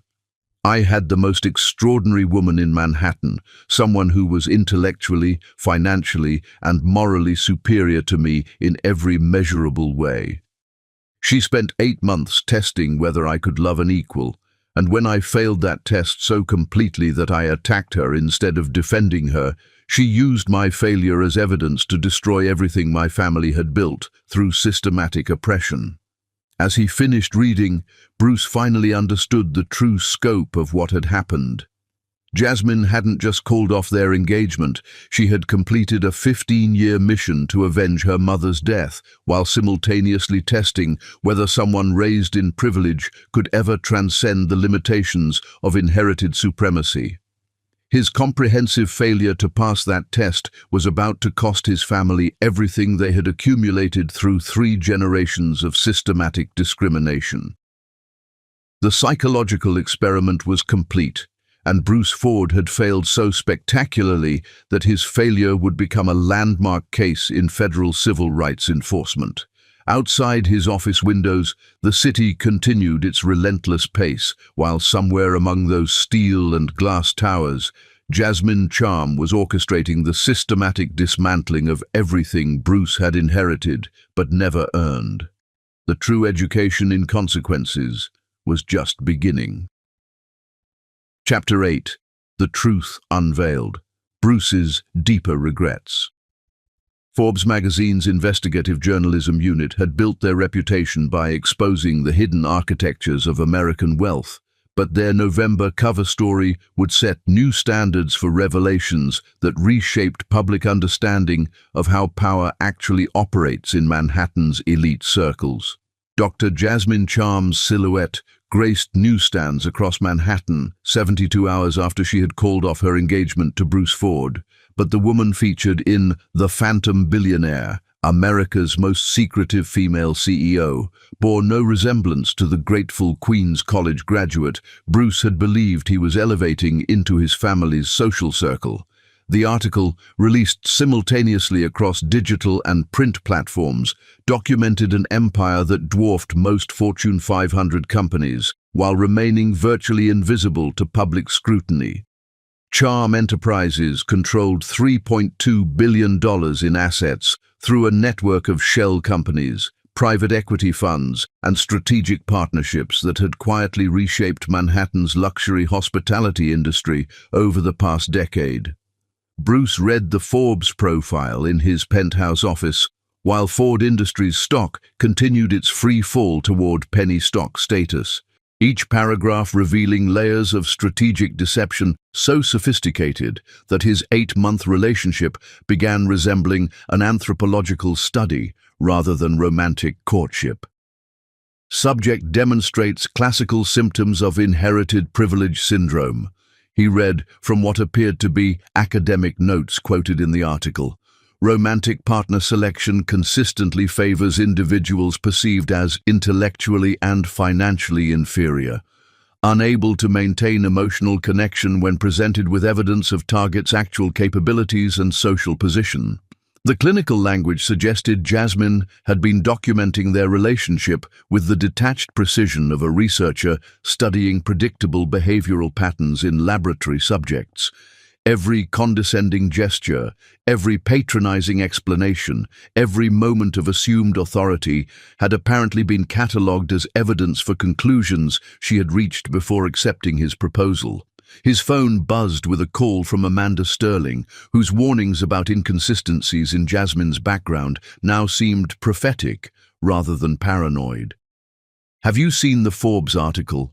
Amanda asked without preamble, her voice carrying grim satisfaction that comes from being proven right about something you hope to be wrong about. "I'm reading it now," Bruce replied, scrolling through sections that described Jasmine's actual educational background. Not Queen's College, but Columbia University with a PhD in economics, followed by Harvard Business School, where she had graduated first in her class before disappearing from public view to build her empire in calculated anonymity. "She played all of us," Amanda continued. "Every social event, every charity function, every exclusive gathering. She was studying Manhattan's elite like laboratory specimens while we assumed she was grateful for inclusion. The level of psychological manipulation is actually remarkable." The article included a timeline that recontextualized every significant moment of Bruce's relationship with devastating precision. Their first meeting hadn't been a job interview. It had been the beginning of an experiment designed to test whether men raised in privilege could ever love women as equals when their superiority was systematically challenged. "According to my sources," Amanda said, "she's been planning this for years. Ruby Charm's death wasn't an accident. It was assassination, designed to prevent her from exposing systematic discrimination. Jasmine spent 15 years building resources and connections necessary to complete her mother's work, while simultaneously testing whether powerful men could evolve beyond their inherited assumptions." The implication struck Bruce like a physical blow. His family hadn't just profited from systematic discrimination, they had potentially murdered the woman who tried to expose it, and Jasmine had used their romantic relationship to gather evidence for prosecution while simultaneously testing his character. "How is that possible?" Bruce asked, though he was beginning to understand that his assumptions about power, justice, and social hierarchies had been systematically naive. "Money, intelligence, and patience," Amanda replied. "She built her empire by understanding exactly how Manhattan's power structures operate, then infiltrating them so thoroughly that she could document discriminatory practices across every exclusive venue while remaining invisible to the people she was investigating." The Forbes article included photographs of internal documents from dozens of Manhattan's most prestigious establishments. Rental applications with coded language for racial screening, membership policies designed to exclude specific demographics, and coordinated strategies for maintaining social segregation through seemingly legitimate business practices. Most devastating were transcripts from the rehearsal dinner, where Bruce's participation in attacking Jasmine had been captured by surveillance equipment woven throughout the floral arrangements. His own words, condemning the woman he had claimed to love, were preserved as evidence of his character when tested by authentic moral challenge. "She recorded everything," Amanda said, her voice carrying equal parts admiration and horror. "Every racist comment, every casual dismissal, every moment when Manhattan's elite revealed their true character, when they believed their audience would validate their assumptions, including your speech attacking her credibility." Bruce's laptop chimed with an email from an address he didn't recognize. "Mr. Ford, this is Janet Rodriguez with the Washington Post investigative team. We're preparing a comprehensive series about systematic discrimination in Manhattan's elite social networks. Would you be available for an interview regarding your family's business practices and your public statements about Ruby Charm and her daughter?" The media feeding frenzy was accelerating as journalists recognized they were documenting the systematic exposure of practices that had remained hidden for decades. Someone had provided major news organizations with enough evidence to support months of investigative reporting about how Manhattan's wealthiest families maintained their position through coordinated exclusion and discrimination. "There's something else," Amanda said, her voice dropping to the kind of whisper usually reserved for discussing genuinely dangerous information. "I've been hearing rumors that the Justice Department has been building cases against systematic housing discrimination for years, but they needed evidence and witnesses. Jasmine has apparently provided both, along with enough financial resources to support prosecutions that could continue for decades. Bruce felt his chest tighten as he considered the implications.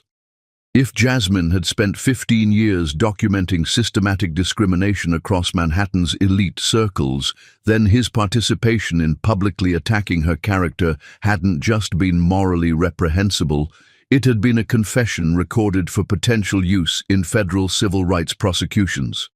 What kind of prosecutions?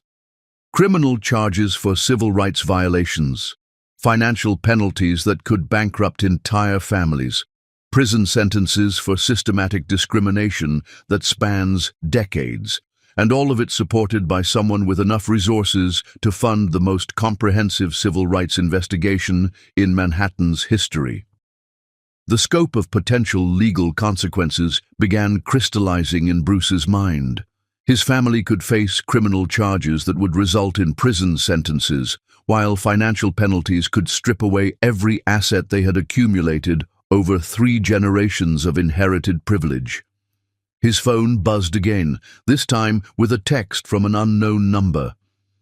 The Ruby Charm Foundation cordially invites you to attend our annual Justice Gala, honoring 15 years of fighting systematic racism in Manhattan's housing and business communities. Your presence is particularly requested given your recent public statements.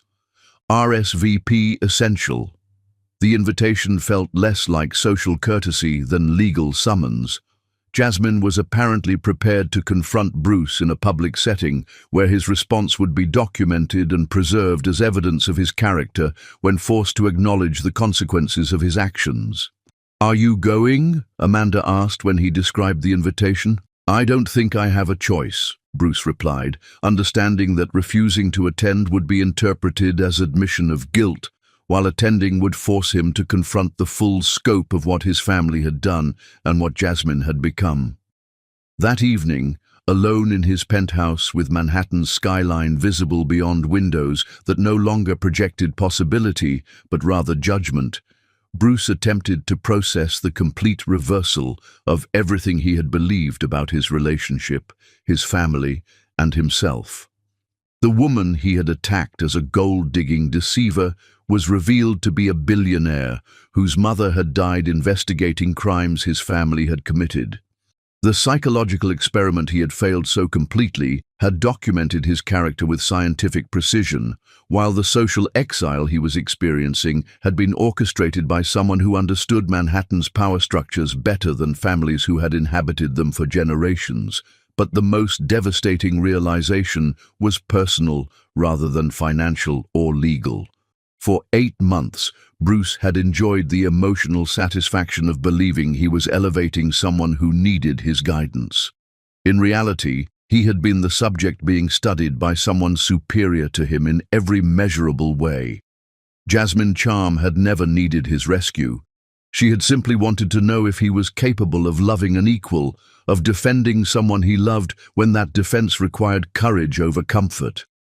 His comprehensive failure to pass that test, culminating in his active participation in attacking her character, was about to cost him everything his family had built through systematic oppression of families like hers. The psychological experiment was complete, but the education in justice was just beginning. Chapter 9. The Hunt for Redemption, 3 Impossible Conditions. The Ruby Charm Foundation's annual Justice Gala occupied the entire 15th floor of Manhattan's Museum of Social History, where America's most powerful civil rights leaders gathered annually to honor those who had died fighting systematic oppression and to confront those who had perpetuated it. Bruce Ford adjusted his black tie with hands that trembled almost imperceptibly as he approached the museum's entrance, knowing he was walking into a confrontation that would either offer the possibility of redemption or confirm his complete moral bankruptcy. 3 weeks had passed since Jasmine had called off their engagement and announced his family's prosecution. 3 weeks of financial hemorrhaging and social exile that had reduced the Ford family empire to a case study in how inherited privilege could be systematically dismantled by someone with superior intelligence and infinite patience. The gala's guest list read like a directory of American moral authority: federal judges who had shaped civil rights jurisprudence, university presidents who had integrated elite institutions, corporate leaders who had transformed discriminatory industries through strategic pressure. Bruce recognized several faces from television interviews and congressional hearings, people whose approval carried more social weight than all of Manhattan's exclusive clubs combined. Mr. Ford. A security guard approached with professional courtesy that barely concealed suspicion. Dr. Charm asked me to escort you to the reception area when you arrived. The museum's architectural grandeur had been designed to inspire contemplation of historical progress. But tonight it felt more like a courtroom where Bruce would be forced to confront crimes he had inherited and choices he had made. Display cases along the corridors showcased artifacts from civil rights campaigns, legal documents from landmark discrimination cases, photographs of peaceful protesters being brutalized by authorities, personal belongings of activists who had died pursuing justice that privileged families like his had systematically opposed. The reception area hummed with conversations conducted in carefully modulated tones that suggested substance rather than social performance. These weren't people networking for business advantage or social positioning. They were professionals whose careers had been built on transforming systemic inequality through strategic intelligence and coordinated action. Bruce Ford. The voice belonged to Congresswoman Maya Washington, whose civil rights legislation had reshaped federal housing policy over the past decade. I've been looking forward to meeting you. Your public statements at the rehearsal dinner have provided excellent case studies for understanding how privilege responds to moral challenge. The greeting carried no hostility, just clinical interest in examining a phenomenon she had spent years studying from an academic perspective. Bruce was apparently being treated not as a person, but as a representative example of how inherited advantage functioned when confronted with consequences. Congresswoman Washington, Bruce replied, attempting to project respect while recognizing that his reputation had preceded him into every conversation he would have tonight. I'm honored to meet you, though I understand the circumstances are complicated. Complicated is one word for it, she replied, consulting notes on her phone with efficiency of someone accustomed to documenting everything for potential legal use. Your coordinated attack on Jasmine Charm's character has become required viewing in my civil rights law seminars. It's remarkable how thoroughly privileged people reveal their true nature when they believe their actions will be validated by their peer group. The casual reference to his participation in humiliating Jasmine suggested that Bruce's moral failure had become educational material for future generations of civil rights lawyers and social justice advocates. His cruelty had been preserved as a teaching tool for understanding how systematic oppression operated in supposedly enlightened social circles. I deeply regret what happened that night, Bruce said, though the words felt inadequate given the magnitude of what he was attempting to address. Do you? Congresswoman Washington's question carried genuine curiosity rather than accusation. Because regret implies understanding of wrongdoing, and understanding implies recognition of harm caused. Most people in your position express regret about consequences rather than actions. Before Bruce could respond, the reception area's conversations gradually ceased as attention focused on someone entering from the museum's main elevator bank. Jasmine Charm moved through the crowd with natural authority that comes from genuine respect rather than inherited position, greeting civil rights leaders and federal officials with familiarity that suggested ongoing professional relationships. She wore a black evening gown that projected power rather than fashion, her mother's pearl earrings the only jewelry that suggested personal rather than professional significance. Every gesture conveyed confidence earned through achievement rather than comfort inherited through privilege, and Bruce finally understood the complete scope of what he had lost through his moral cowardice. "Ladies and gentlemen," the museum director announced, "Dr. Jasmine Charm will be presenting this year's Ruby Charm Memorial Address, honoring 15 years of continued progress in civil rights advocacy and social justice reform." The audience's applause carried sustained enthusiasm, usually reserved for people who had earned legendary status through consistent achievement over extended periods. Jasmine wasn't just wealthy, she was respected by people whose approval couldn't be purchased through charitable donations or social connections. "Thank you," she said, her voice carrying easily throughout the reception area without requiring amplification. 15 years ago, my mother died the night before she was scheduled to present evidence of systematic housing discrimination to a federal grand jury. Her case files disappeared, her investigation was closed, and the families she had been fighting to protect were left without legal representation. The assembled crowd listened with focused attention that suggested they understood they were witnessing something historically significant rather than ceremonial platitudes. "Tonight, I'm proud to announce that those case files have been recovered, that investigation has been reopened, and the families my mother died protecting will finally receive the justice they have been denied for 15 years. Jasmine's gaze found Bruce across the crowded room, holding his attention with steady pressure that felt like a physical force. "We have also identified the individuals and institutions responsible for obstructing that investigation, and they will be held accountable for their actions." The applause was thunderous, sustained for nearly 2 minutes as America's civil rights establishment celebrated what they recognized as a landmark victory against systematic oppression.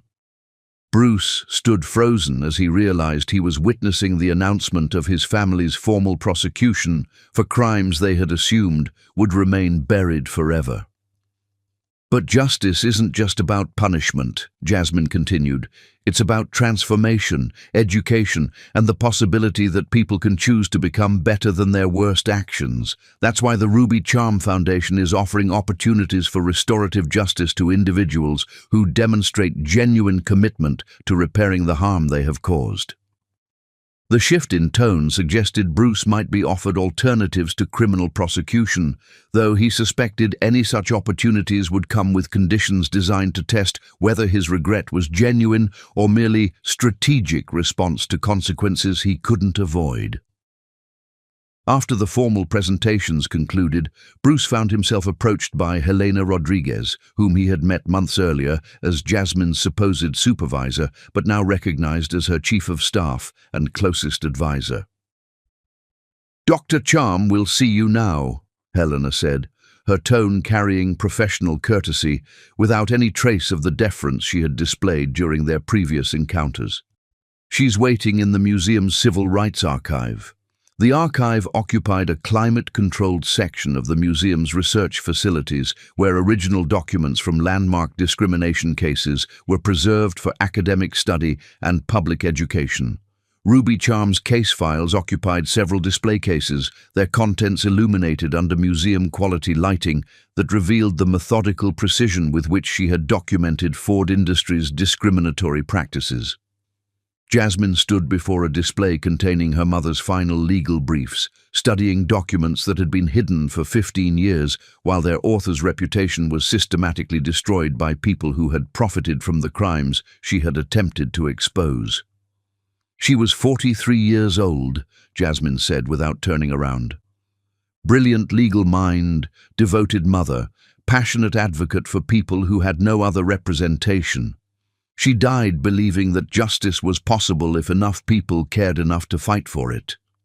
Bruce approached carefully, recognizing that this conversation would determine whether he had any possibility of earning Jasmine's forgiveness, or whether his moral education would conclude with criminal prosecution and social exile.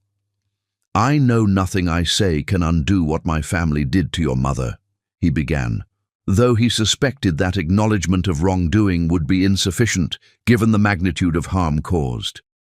"But I want you to know that I understand now how completely I failed you when you needed me most. I had the chance to defend the woman I loved, and instead I joined the attack against you. Do you understand why you failed?" Jasmine turned to face him, her expression neutral, but her attention focused with intensity of someone evaluating whether transformation was possible or whether some people were irredeemable. Because understanding requires more than recognizing that you made the wrong choice. It requires recognizing why you were psychologically incapable of making the right choice. The conversation's direction became clear with devastating precision. This wasn't negotiation about legal consequences. It was examination of whether Bruce possessed the psychological capacity to love people as equals rather than projects requiring his salvation or superiority. "I've spent 8 months studying your character," Jasmine continued, "documenting your psychological patterns, analyzing whether men raised in privilege can ever escape the prison of their own superiority complex. Your performance at the rehearsal dinner provided conclusive results." "And those results were?" Bruce asked, though he dreaded confirmation of what he suspected he had revealed about himself. "That you are psychologically incapable of loving a woman you perceive as your equal," Jasmine replied with clinical precision that made her conclusion more devastating than emotional accusation would have been. "More than that, you are incapable of protecting someone you love when that protection requires choosing them over your family's approval. You can only maintain emotional connection when you feel superior to your romantic partner." The psychological evaluation was so accurate that Bruce couldn't formulate coherent response. His participation in attacking Jasmine at the rehearsal dinner had been catalogued as definitive evidence of his fundamental inability to love without power differential. "However," Jasmine said, consulting notes on her phone, "the Ruby Charm Foundation believes in the possibility of redemption through genuine transformation rather than punishment alone.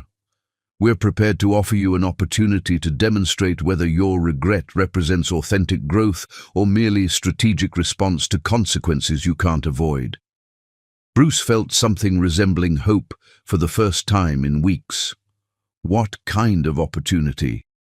"3 conditions," Jasmine replied, her tone carrying formal precision of someone presenting legal terms rather than personal negotiations.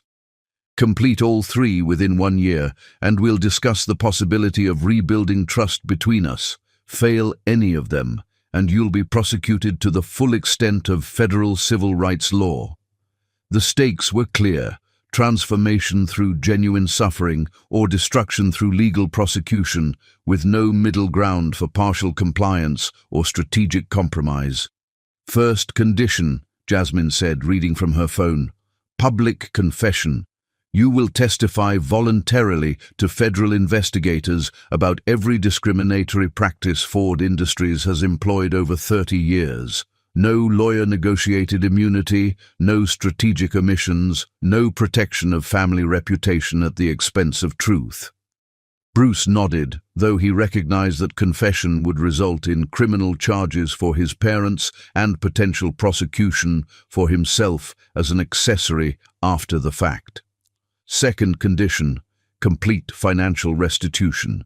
You will liquidate your entire inheritance, trust funds, real estate holdings, investment portfolios, everything, and distribute the proceeds to families displaced by Ford Industries' discriminatory practices over 3 decades.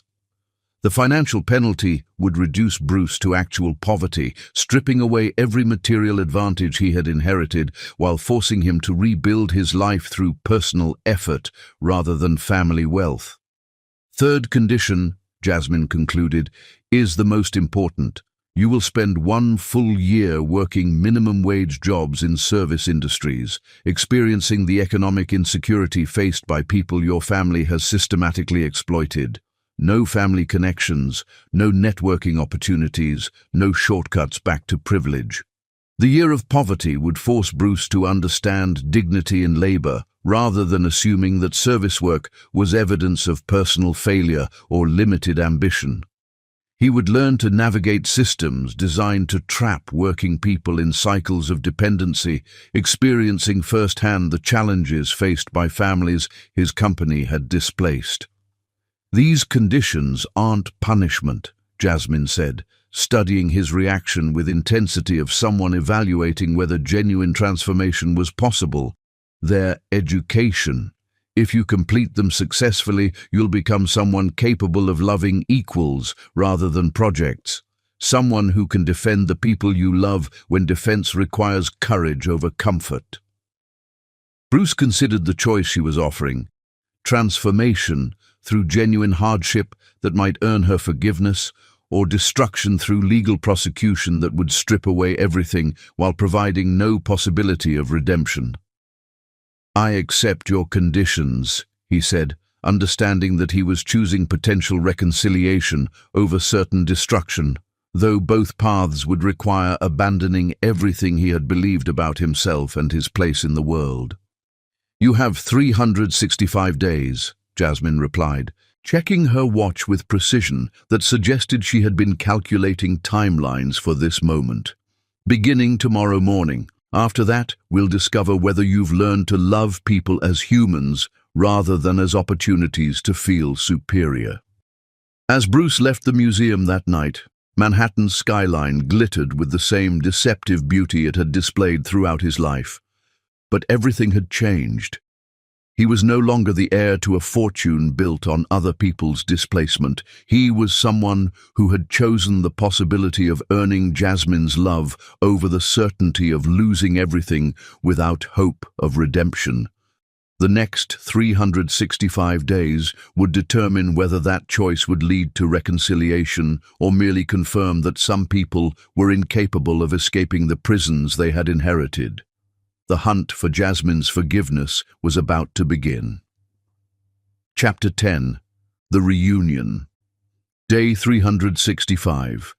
The Riverside Memorial Garden in Queens held no marble monuments or gilded inscriptions, just simple headstones marking lives that had mattered to people who couldn't afford to purchase immortality through architectural grandeur.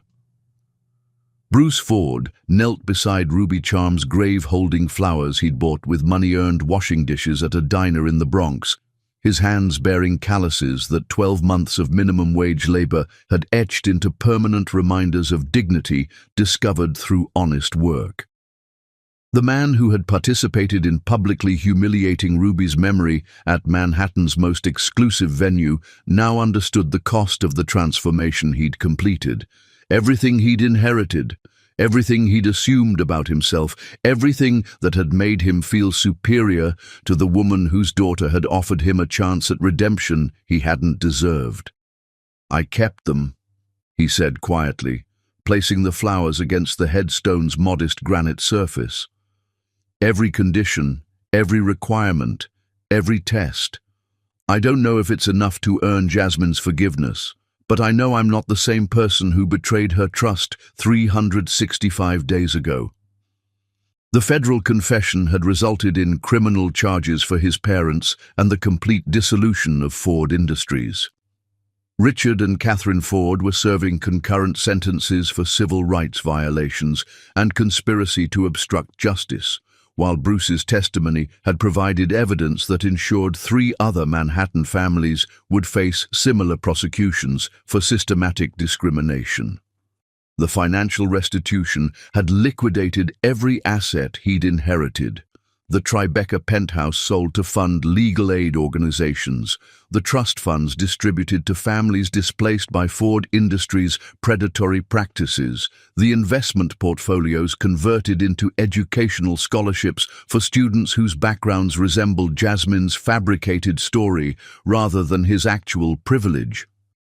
But the year of minimum wage work had been the most educational component of his transformation. Washing dishes, cleaning offices, stocking shelves, serving customers who treated him with the same casual dismissal he'd once directed toward people in service positions. Learning to budget carefully, to navigate bureaucratic systems designed to trap working people in cycles of dependency, to find dignity in labor that privileged people dismissed as evidence of personal failure. Mr. Ford? The voice belonged to Maya Washington, whose civil rights legislation had been strengthened by evidence from Ruby Charm's recovered case files.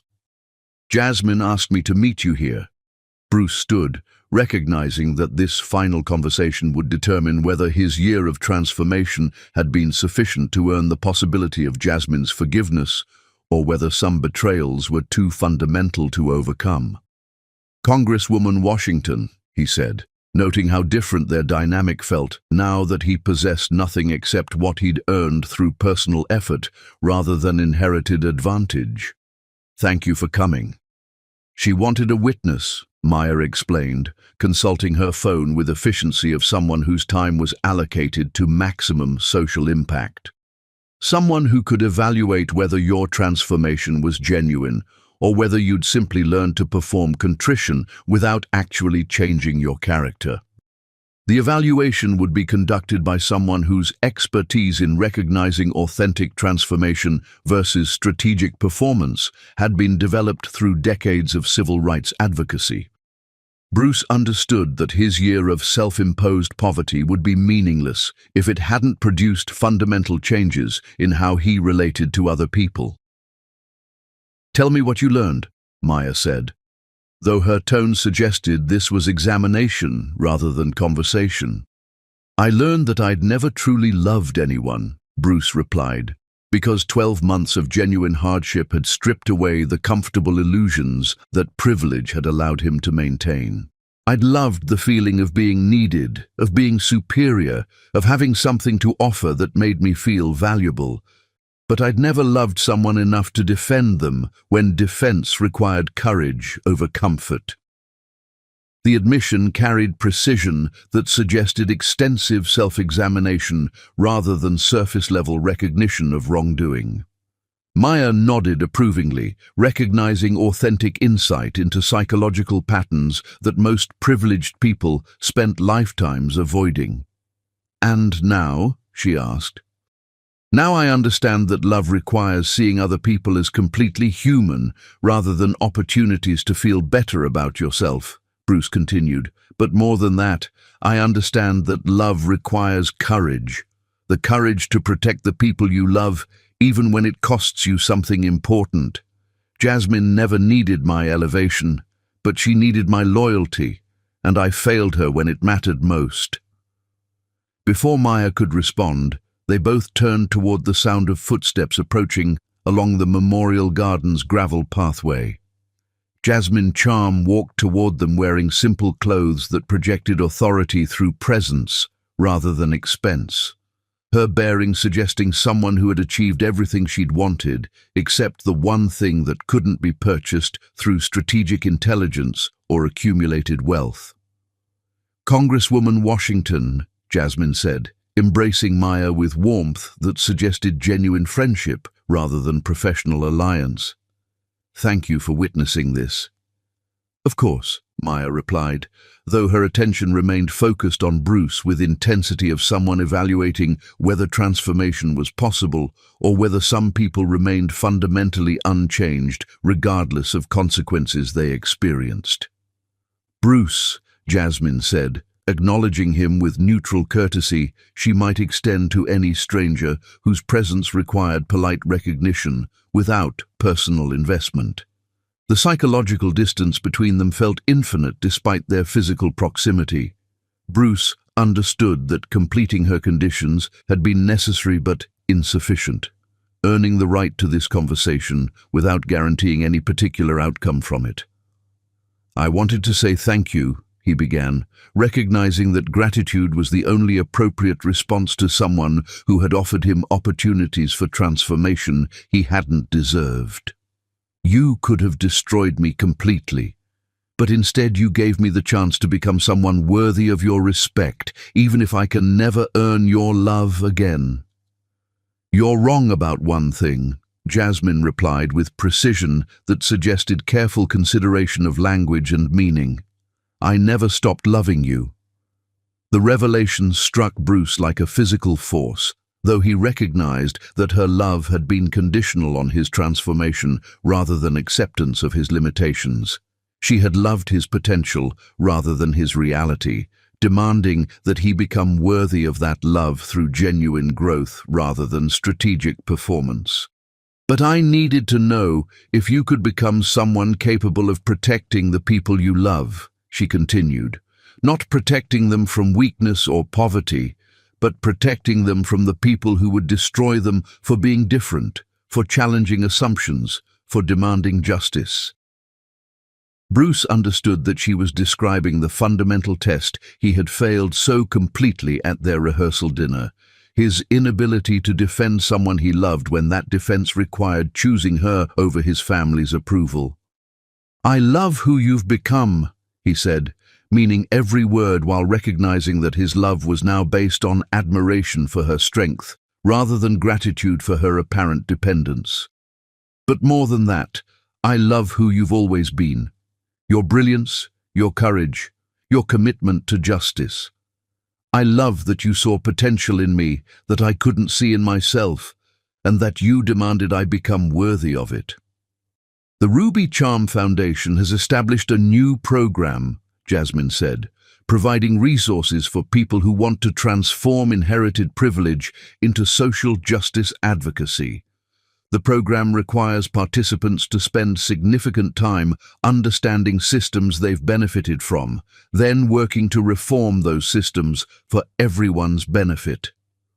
The offer represented opportunity for Bruce to channel his experience into meaningful work, rather than simply returning to privilege with enhanced psychological awareness. He could become someone who helped other privileged people navigate transformation rather than someone who had simply survived his own education. "I'd be honored to participate," Bruce said, understanding that this work would provide purpose that purely personal redemption couldn't offer. "I want to help other people avoid the mistakes I made, and I want to support the kind of systemic change that would have prevented my family from causing the harm we caused." "Then we'll be working together," Jasmine said, extending her hand with formal gesture that suggested professional partnership rather than romantic reunion. "As equals." Bruce took her hand, feeling the possibility of relationship built on mutual respect rather than power differential. But as their hands touched, Jasmine's professional composure softened slightly. "There's one more thing," she said, her voice carrying personal warmth rather than institutional authority. "Watching you complete those conditions, seeing you choose growth over comfort, observing you become someone who could defend the people you love, it's been the most beautiful thing I've ever witnessed. You've become the man I always hoped you could be." The acknowledgement carried weight that purely professional recognition couldn't provide. Bruce had not only transformed himself, but had given Jasmine evidence that people could change fundamentally when offered appropriate motivation and genuine consequences. "Does that mean," Bruce began, hardly daring to hope. "It means," Jasmine said, stepping closer, "that I'm ready to find out what we can build together when two people love each other as equals. When both people have the courage to defend what matters most." She reached up to touch his face, her fingers tracing the lines that a year of honest labor had etched around his eyes. "I fell in love with your potential, Bruce, but now I'm in love with who you've actually become." The kiss that followed was different from any they had shared during their deception-laden courtship. This was the kiss between two people who had seen each other's worst moments and chosen love over comfort, growth over stagnation, justice over privilege. When they separated, Bruce saw his reflection in her eyes and recognized someone he had never been before, a man worthy of loving the most extraordinary woman he had ever known. "So what happens now?" he asked. "Now we get to work," Jasmine replied, taking his hand as they began walking from her mother's grave toward the city that sparkled in the distance. "We have a foundation to run, privileged people to educate, and a world to change. Together. Behind them, Ruby Charms Memorial stood as testament that justice delayed is not justice denied, that love can survive the complete destruction of its foundational illusions, and that redemption is possible for people willing to abandon everything they've inherited to become everything they're capable of being. The year of separation was over. The lifetime of partnership was about to begin.